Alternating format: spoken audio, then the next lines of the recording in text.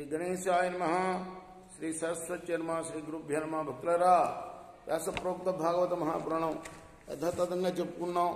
ప్రతి శ్లోకం దాని అర్థం. ఇందులో భాగంగా నేటి వరకు మనం 8 స్కందాలు పూర్తి చేసి 9వ స్కందాన్ని 30 భాగాలుగా చెప్పుకున్నాం. ఈరోజు 31వ భాగాన్ని చెప్పుకునే ముందు వ్యాసవారిని ప్రార్థన చేసుకున్నాం. వ్యాసాయ విష్ణురూపాయ వ్యాసరూపాయ విష్ణవే నమో వై బ్రహ్మణిదయే వాసిష్ఠాయ నమో నమః. ఆంజనేయం మహావీరం బ్రహ్మ విష్ణు శివాత్మకం తరుణార్క ప్రభం శాంతం ఆంజనేయం నమామ్యహం. సదా నింబవృక్షస్య మూలాధివాసాత్ సుధాశ్రావిణం తిక్తమప్యప్రియంతం తరుం కల్పవృక్షాదికం సాధయంతం నమామీశ్వరం సద్గురుం సాయినాథం సమర్థద్గురు సాయినాథ్ మహారాజ్ కీ జై. పాదుకేన్యస్య పురతః ప్రాంజలిర్భాష్పలోచనః తమాశ్లిష్య చిరందోర్భ్యాం స్నాపయన్ నేత్రజైర్జలై. ఆ తర్వాత భరతుడు శ్రీరామచంద్రుడి పాదుకలు ఆ ప్రభువు ముందు ఉంచి కన్నీరు కారుస్తూ అంజలి ఘటించి ఆయన ఎదురుకుండా నిలబడ్డాడు. అప్పుడు రాముడు అతన్ని, ఆ భరతుడిని ఆప్యాయతతో హక్కును చేర్చుకొని పరవశించిపోయాడు. ఆ రాముడు విడిచిన ఆనంద భాష్పాలతో భరతుడు తడిసిపోయాడు.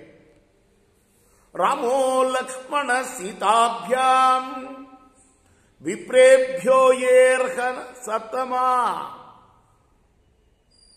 తేభ్య స్వయం నమశ్చక్రే ప్రజాభిశ్చ నమస్కృత. ఆ తర్వాత సీతారామలక్ష్మణులు బ్రాహ్మణోత్తములకు గురువర్యులకు భక్తితో నమస్కారం చేశారు. ఆ తర్వాత అతని పౌరులందరూ కూడా వారికి వినమ్రతతో ప్రణామం చేశారు. ధున్వంత ఉత్తరా సంగాన్ పతిం వీక్ష చిరాగతం ఉత్తరా కోసలామాల్యై కిరంతో నన్రుతుర్ముదా. ఉత్తర కోసల దేశ ప్రజలందరూ కూడా చిరకాలంకి తిరిగి వచ్చిన తాన ప్రభువుని కాంచి పోలువాన కురిపించారు. ఉత్తరీయాలను ఊపుతూ పటరాని సంతోషంతో నృత్యాలు చేశారు. పాదుకే భరతో గృహ్ణా చామర వ్యజనోత్తమే విభీషణ సుగ్రీవ శ్వేతఛత్రం మరుత్సుత ధనుర్నిషంగా శత్రుఘ్న సీతా తీర్థకమండలం అభిభ్రతం గదం ఖడ్గం హైమం చర్మక్షరాన్ రూప. పరీక్షణ్ మహారాజా సుఖయోగి చెప్తున్నాడు ఈ రామాయణాన్ని. శ్రీరాముడు నందిగ్రామం నుండి అయోధ్యలో ప్రవేశించేటప్పుడు ఆ ప్రభు యొక్క పాదుకల్ని భరతుడు, శ్రేష్టములైన వింజామరాల్ని విభీషణుడు, వీవనలను సుగ్రీవుడు, శ్వేతఛత్రాన్ని హనుమంతుడు, ధనుస్సుని తూనీరాల్ని శత్రుఘ్నుడు, తీర్థ కమండలాన్ని సీతాదేవి, బంగారు ఖడ్గాన్ని అంగదుడు, డాల్ను జాంబవంతుడు పట్టుకున్నారు. పుష్పకస్తోన్విత స్త్రీభిః స్తూయమానశ్చ వందిభిః విరేజే భగవాన్ రాజన్ గ్రహైశ్చంద్ర ఇవోదిత. అప్పుడు రామచంద్ర ప్రభు భరతాదులందరితో కూడి పుష్పక విమానంలో ఆసీనుడయ్యాడు. ఆ స్వామి చుట్టూ కూడా స్త్రీలు చేరి ఉన్నారు. వందిమాగదులు స్తోత్రాలను పఠిస్తున్నారు. అప్పుడు ఆ మహాత్ముడు గురు శుక్రాది గ్రహాలతో కూడి ఉదయిస్తున్న పూర్ణ చంద్రుడిలాగా విరాజిల్లాడు. భ్రాతృభిర్నందిత సోత్సవాం ప్రావిశత్పురీం ప్రవిశ్య రాజభవనం గురుపత్ని స్వమాతరం. సోదరుల యొక్క అభినందనలను స్వీకరిస్తూ రాముడు అయోధ్యాపురంలో ప్రవేశించాడు. అప్పుడు ఆ పురం సర్వాలంకార శోభితమై ఆనందోత్సాహాలతో కనుల పండుగ నిండి ఉన్నది. గురూన్ వయస్యావరజాన్ పూజితః ప్రచ్చ పూజయత్ వైదేహీ లక్ష్మణశ్చేవ యథావత్ సముపేయతు. ఆ రఘురాముడు అతడు ఉన్న అందరి యొక్క మన్ననల్ని అందుకున్న తర్వాత క్రమంగా మాతృమూర్తులైన కౌసల్యాదేవిని, సుమిత్రాదేవిని, కైకేయీదేవిని, గురువుల్ని పూజించాడు. ఆ తర్వాత ఉత్తమ వంశాలకు చెందిన బంధుమిత్రులను చిన్న వయస్సుల వారిని యథాయోగ్యంగా ఆదరించాడు. పుత్రాన్ స్వమాతరస్తాస్తు ప్రాణాంస్తన్వ ఇవోత్థిత ఆరోప్యాంకే భీషంచో బాష్పౌఘైర్విజహోశుచః. తన యొక్క పుత్రులను చూడగానే కౌసల్యాది మాతలకు ప్రాణాలు లేచేటట్లుగా ఇది. ఆ తర్వాత వారు ఆత్మీయంగా తమ శృతులను ఒళ్ళో చేర్చుకుని ఆనంద భాష్పాలతో వారిని అభిషేకిస్తూ తమ దుఃఖాలను మర్చిపోయారు. జటా నిర్ముచ్య విధివత్కుల వృద్ధై సమంగురు అభ్యసంచైధయేంద్ర చతుసింధు జలాదిభి. ఆ తర్వాత వంశ గురువైన వశిష్ఠ మహర్షి కులవృద్ధులతో కూడి ఆ సోదరుల యొక్క జడలను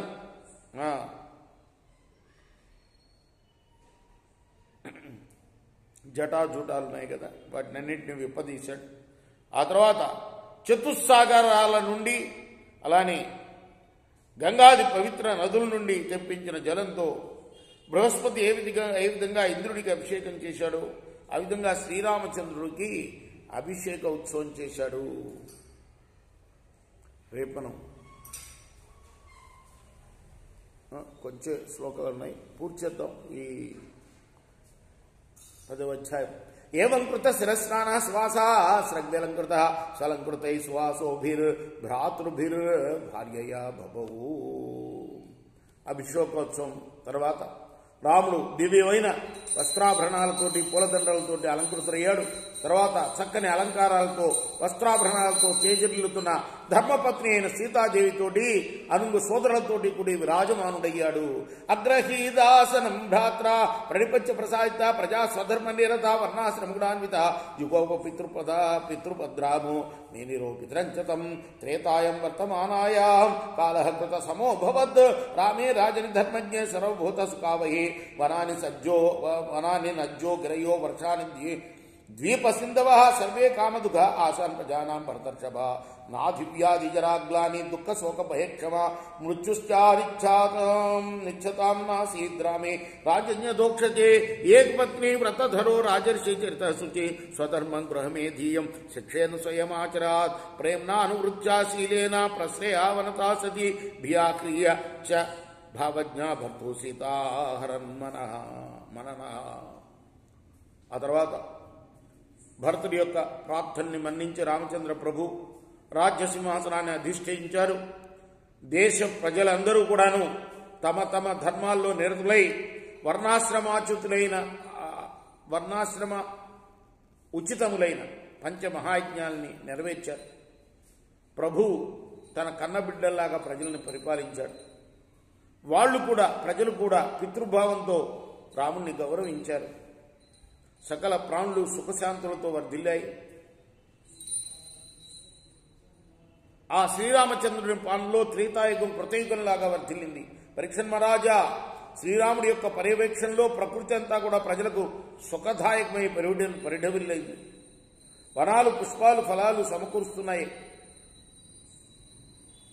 వనాలన్నీ కూడా పుష్పాలని ఫలాలని సమకూరుస్తున్నాయి. నదులు నిరంతరం మధుర జలాలతో ప్రవహిస్తూ పాడి పంటలను అభివృద్ధికి తోడ్పడుతున్నాయి. పర్వతాలు దివ్యౌషధులను అందిస్తున్నాయి. సకాలంలో వర్షాలు కురిశాయి. ద్వీపాలు సముద్రాలు తమ వంతు తోడ్పాటును అందిస్తూ లోకోపకారకాలై విరాజిల్లుతూ ఉన్నాయి. అసలు శ్రీరాముడు పరిపాలించేటప్పుడు ఆది వ్యాధులు కానీ వార్ధక్య బాధలు గాను దుఃఖాలు కానీ భయభ్రాంతులత్వం కానీ ఈ ప్రయాస జీవనం అనేదే లేదు. ఆ కాలంలో అకారణమానాలు లేవు. ఆయన ఏకపత్ని వ్రతాన్ని ఆచరించాడు. రాగద్వేషాలని పవిత్ర జీవితాన్ని గడిపాడు. స్వధర్మాచరణంతో కూడిన గృహస్థ జీవితం గడిపాడు.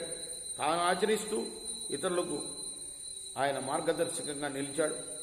ప్రేమామ రాగాలు, పరిచర్యలు, చక్కని సౌశీల్యం, వినయ విధేయతలు, భయభక్తులు, అనువైన బిడియం ఇవన్నీ కూడా సీతాదేవికి పెట్టని సొమ్ములుగా ఉన్నాయి. ఆ సతీ శిరోమణి తన భర్త యొక్క భావాలను గుర్తించి మసలుకుంటూ ఆ ప్రభు యొక్క మనస్సును చూరకుంటూ ఉంది. ఇది శ్రీమద్భాగవతే మహాపురాణే పరమహంసాం సంహితాయాం నవమ స్కందే 10మోధ్యాయ. కృష్ణార్పణమస్తు. సాయి కృష్ణార్పణమస్తు.